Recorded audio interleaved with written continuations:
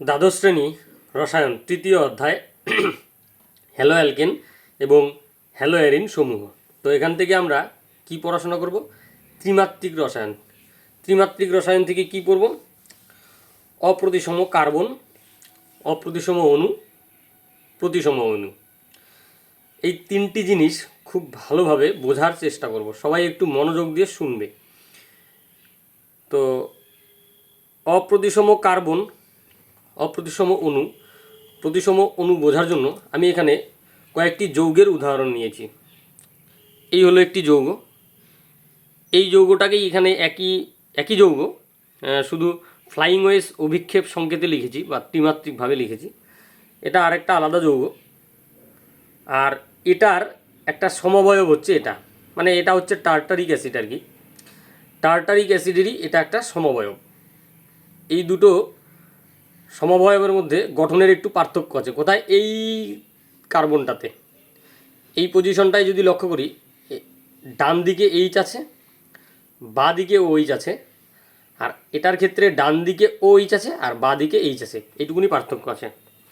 তো প্রথমে এই যৌগটাকে লক্ষ্য করব এবং আমি এখন বোঝানোর চেষ্টা করব অপ্রতিসম কার্বন পরমাণু। সবাই ভালো করে দেখবে। এবার অপ্রতিসম কার্বন পরমাণুকে বোঝার জন্য জৈব যৌগের অণুতে প্রথমে দেখতে হবে যে কোন কার্বন পরমাণুটি sp3 সংক্রায়িত। প্রথমে আগে sp3 সংক্রায়িত কার্বন পরমাণুটিকে খুঁজতে হবে। তা আমি যে যৌগটি নিয়েছি এখানে সবগুলোই sp3 সংক্রায়িত কার্বন পরমাণু। এই কার্বনটিও sp3, এই কার্বনটিও sp3, এই কার্বনটিও sp3, এই কার্বনটিও sp3 সংক্রায়িত। এবার দ্বিতীয় কি বুঝতে হবে? যে দ্বিতীয় দেখতে হবে যে সেই sp3 সংক্রায়িত কার্বন পরমাণুর যে চারটি যোজ্যতা রয়েছে, সেই যোজ্যতা দিয়ে চারটি ভিন্ন ভিন্ন পরমাণু বা গ্রুপের সঙ্গে যুক্ত থাকবে। তাহলেই আমরা সেই sp3 সংক্রায়িত কার্বন পরমাণুকে বলবো অপ্রতিসম কার্বন পরমাণু। তো এই কার্বনটির ক্ষেত্রে এটি sp3 সংক্রায়িত, কিন্তু এর সঙ্গে তিনটি একই পরমাণু হাইড্রোজেন যুক্ত আছে, তাই জন্য এটা sp3 হওয়া সত্ত্বেও অপ্রতিসম কার্বন পরমাণু হবে না। এই কার্বনটিকে যদি লক্ষ্য করি তাহলে আমি দেখতে পাবো এই কার্বনটি sp3 সংক্রায়িত এবং এর ওপরে আছে একটি যোজ্যতা দিয়ে এইচ, এইদিকে একটি যোজ্যতা দিয়ে বিআর, এই দিকের একটি যোজ্যতা দিয়ে, এই যোজ্যতা দিয়ে C2H5, এই দিকের একটি যোজ্যতা দিয়ে CH3, অর্থাৎ এটি sp3 সংক্রায়িত এবং এটি এর চারটি যোজ্যতা দিয়ে চারটা আলাদা পরমাণু বা গ্রুপের সঙ্গে যুক্ত আছে।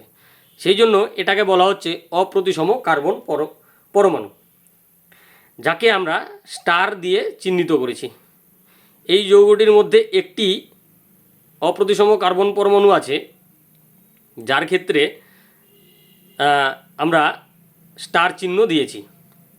ঠিক আছে, এবার এই অপ্রতিসম কার্বন পরমাণুর আরও নাম রয়েছে। কি? স্টিরিওজেনিক কেন্দ্র, স্টিরিও কেন্দ্র বা কাইরাল কার্বন। কী কী তাহলে নাম হলো এর? একটা নাম হচ্ছে অপ্রতিসম কার্বন, অথবা স্টিরিও কেন্দ্র, অথবা স্টিরিওজেনিক কেন্দ্র, অথবা কাইরাল কার্বন।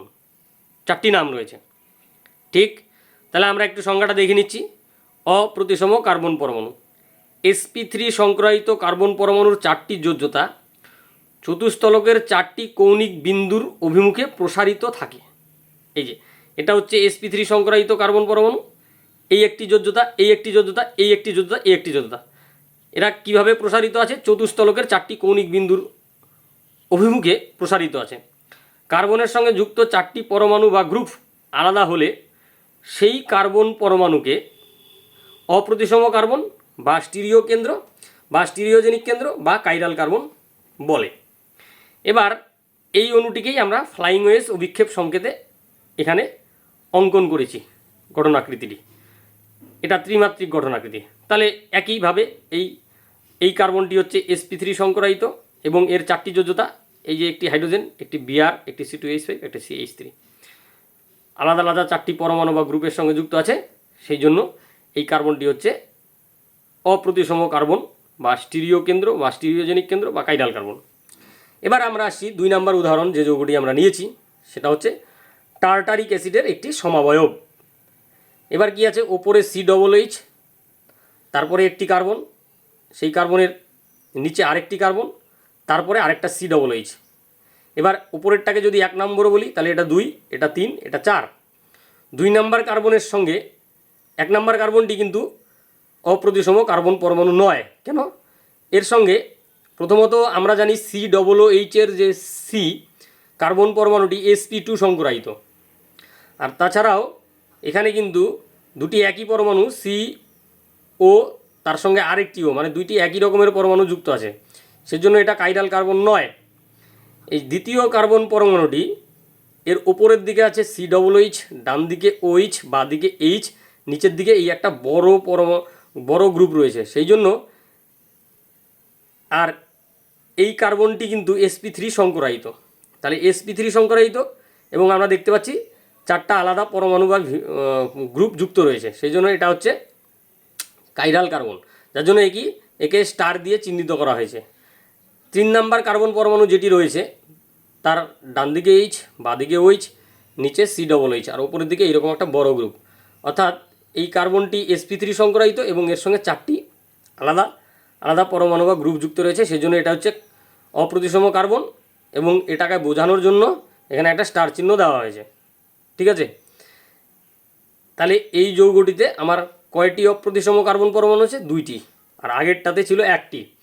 এবার 3 নম্বর যে উদাহরণটা আছে সেটাও একটা টার্টারিক অ্যাসিডের সমবায়ক, ঘটনাকৃতি সেমই আছে, শুধু একটু এদিক ওদিক।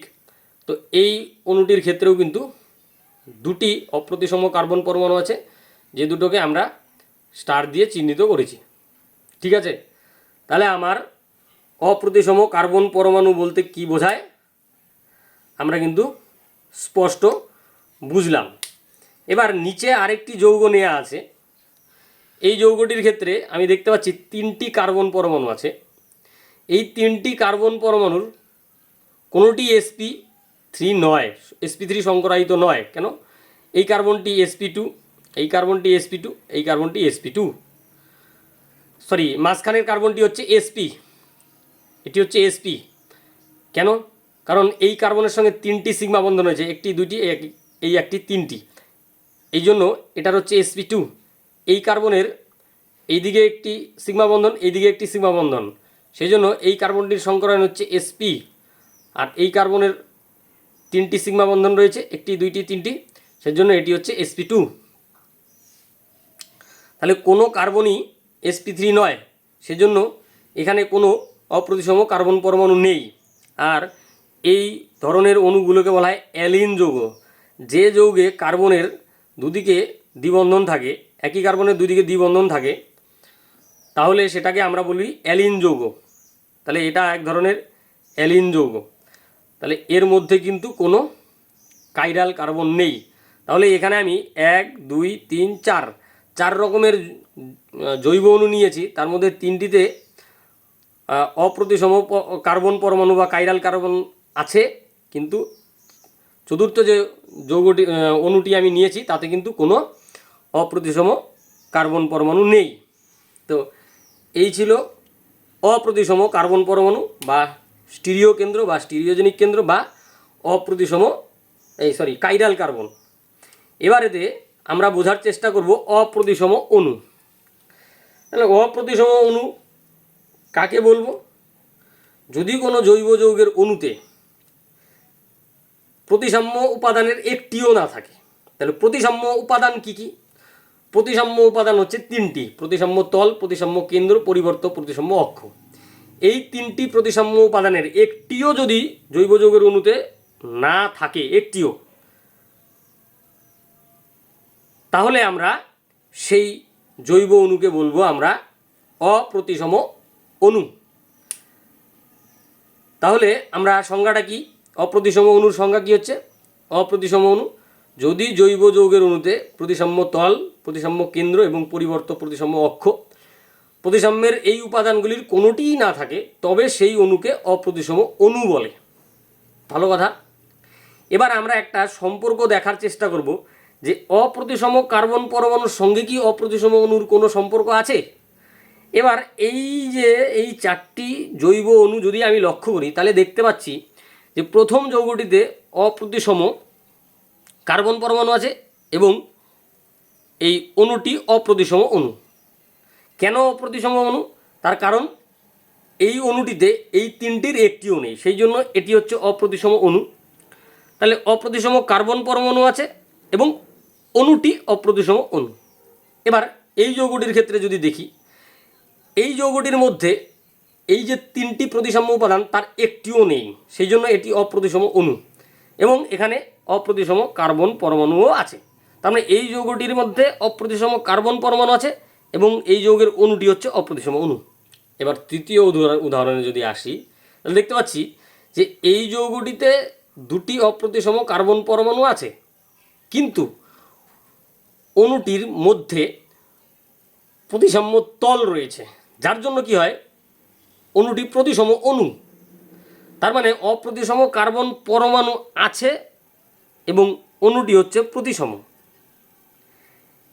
এবারে আরেকটা অণু নিচ্ছি যেখানে অপ্রতিসম কার্বন পরমাণুই নেই অথচ অণুটি অপ্রতিসম, কারণ এই অণুটির মধ্যে এই প্রতিসাম্য উপাদানের একটিও নেই। তাহলে কাইরাল কার্বন থাকলে বা অপ্রতিসম কার্বন পরমাণু থাকলে অপ্রতিসম হতে পারে, আবার প্রতিসমও হতে পারে। আবার কাইরাল কার্বন না থাকলেও অপ্রতিসম হতে পারে। তার মানে কাইরাল কার্বন থাকা বা না থাকা দিয়ে কিন্তু একটা অণু অপ্রতিসম হবে না প্রতিসম হবে তা কিন্তু আমরা বলতে পারছি না। তবে এখানে একটা কথা বলে রাখা ভালো, যদি কোনো জৈব যৌগের অণুতে একটি মাত্র অপ্রতিসম কার্বন পরমাণু থাকে, মানে এই যৌগটার ক্ষেত্রে দেখতে পাচ্ছি একটি মাত্র কাইরাল কার্বন আছে, তাহলে এই অণুটি বা এই ধরনের অণু যেখানে একটি মাত্র কাইরাল কার্বন থাকে তারা সর্বদাই অপ্রতিসম হবে। এটাই একমাত্র সম্পর্ক। যদি একটি কাইরাল কার্বন থাকে তাহলে অবশ্যই অপ্রতিসম হবে। তাছাড়া কিন্তু বলা যাবে না, যদি একের বেশি থাকে বা না থাকে তাহলে কিন্তু আমরা বলতে পারছি না যে অণুটি প্রতিসম না অপ্রতিসম, এরকম বলা যাচ্ছে না। তাহলে কাইরাল কার্বনের সঙ্গে একটি অণুর প্রতিসম হওয়া বা না হওয়া নির্ভর করছে না। এইবারেতে অপ্রতিসম অণুর একটি বৈশিষ্ট্য, একটা গুরুত্বপূর্ণ বৈশিষ্ট্য, যেটি দ্বারা সবসময়ই বলা যাবে যে এই বৈশিষ্ট্যটি যদি দেখা যায় তাহলে ওই জৈব যৌগের অণুটি অবশ্যই অপ্রতিসম অণু হবে। কি? অণুটি তার দর্পণ প্রতিবিম্বের উপর সম্পূর্ণরূপে উপরিবাতযোগ্য বা অধ্যারোপণযোগ্য হবে না। উপরিবাতযোগ্য বা অধ্যারোপণযোগ্য হবে না। কি বৈশিষ্ট্য? অণুটি তার দর্পণ প্রতিবিম্বের উপর সম্পূর্ণরূপে উপরিপাতযোগ্য বা অধ্যারোপণযোগ্য হবে না। ইংরেজিতে যাকে বলা হয় সুপার ইম্পসিবল হবে না। ব্যাপারটা কি আমি একটু বোঝানোর চেষ্টা করি। এই ধরলাম আমার এই বা হাত এর তালুটা দেখাচ্ছি, এটা যদি একটা অণু হয়, ঠিক আছে, এবার এখানে ঠিক এই তলের সঙ্গে লম্বভাবে একটি আমি আয়না কল্পনা করছি, এরকমভাবে আয়নাটা রাখলাম, তাহলে ঠিক এর দর্পণ প্রতিবিম্ব ওই দর্পণের উপর তৈরি হবে, এর প্রতিবিম্ব দর্পণের উপর তৈরি হবে, সেটা দেখতে এরকম হবে, হবে কি না? এরকম হবে। এইবার এখানে আয়নাটা আছে, দর্পণ প্রতিবিম্ব। এবার যদি আমি এই আমার ডান হাতটাকে দর্পণ প্রতিবিম্বকে নিয়ে এর উপরে স্থাপন করি তাহলে কিন্তু সুপার ইম্পোজ করছে না। এই যে এটা করছে না, তারপরে এই আঙ্গুল ঠিকঠাক হচ্ছে না, কোনো আঙ্গুলের উপরে ঠিকঠাক কিন্তু বসেনি, সেম আঙ্গুলের উপরে সেম আঙ্গুল বসেনি, তার মানে এটা উপরিপাতযোগ্য হচ্ছে না। তখন আমি এই অণুটাকে বলবো অপ্রতিসম অণু। এবার সুপার ইম্পসিবল কি? যদি এরকম হয়, এই ধরলাম আবার একই উদাহরণ নিচ্ছি, আমার বাঁ হাতের তালুটা দেখাচ্ছি, বাঁ হাতটা দেখাচ্ছি, এটা হচ্ছে একটা অণু। এবার আমি অণুটাকে এইভাবে রাখছি। এবার এখানে যদি একটা দর্পণ কল্পনা করি, ঠিক এর সঙ্গে এইভাবে দর্পণ আছে, তাহলে এর প্রতিবিম্ব দর্পণের এই পাশে তৈরি হবে, তাহলে সেটা আমার ডান হাতের মতো হবে, এরকম হবে। এবার যদি আমি এই ডান হাতটাকে দর্পণ প্রতিবিম্বকে এর উপরে স্থাপন করি তাহলে কিন্তু দেখা যাচ্ছে যে সুপার ইম্পোজ হয়ে যাচ্ছে, অর্থাৎ সম্পূর্ণরূপে উপরিবাতযোগ্য হয়ে যাচ্ছে। সেক্ষেত্রে কিন্তু এই অণুটাকে আমরা প্রতিসম অণু বলবো। এই হচ্ছে যে একটা জৈব যৌগের অণু যার দর্পণ প্রতিবিম্ব তৈরি করে সেই দর্পণ প্রতিবিম্বকে ওর উপরে স্থাপন করে আমরা কিন্তু প্র্যাকটিক্যালি বাস্তবে বলতে পারি যে অণুটি প্রতিসম না অপ্রতিসম। যদি উপরিপাতযোগ্য না হয়, অধ্যারোপণ যেটাকে আরেকটা বলা হয় অধ্যারোপণ, উপরিপাতযোগ্যকে একটা শব্দ হচ্ছে অধ্যারোপণযোগ্য, সেটা যদি না হয় তাহলেই হচ্ছে অণুটি হচ্ছে অপ্রতিসম অণু। এবার তাহলে অপ্রতিসম অণু হওয়ার জন্য শর্ত কি? 1 নম্বর শর্ত, যদি একটি কাইরাল কার্বন থাকে, যেটা আমি শুরুতে বললাম, একটি কাইরাল কার্বন থাকলে সর্বদাই অপ্রতিসম হবে। 2 নম্বর শর্ত, যেটা বৈশিষ্ট্যটা বলতে যাচ্ছি, অণুটি তার দর্পণ প্রতিবিম্বের উপর উপরিপাতযোগ্য বা অধ্যারোপণযোগ্য হবে না। 3 নম্বর শর্ত, যেটা সংজ্ঞাতে বলা আছে, সেটা হচ্ছে প্রতিসাম্য উপাদানের একটিও থাকবে না। এই ছিল অপ্রতিসম অণু সম্পর্কিত তথ্য বা অপ্রতিসম অণু সম্পর্কে ডিটেলস। এইবারে প্রতিসম অণু কি? যদি কোনো অণুতে এই প্রতিসাম্য উপাদানগুলির যে কোনো একটিও থাকে, 3টিও থাকতে পারে, 2টিও থাকতে পারে, একটি যদি থাকে তাহলেই আমরা সেই জৈব যৌগের অণুটাকে বলবো প্রতিসম অণু। ঠিক আছে, তো এই ছিল এখনের পড়াশোনার বিষয়। ধন্যবাদ।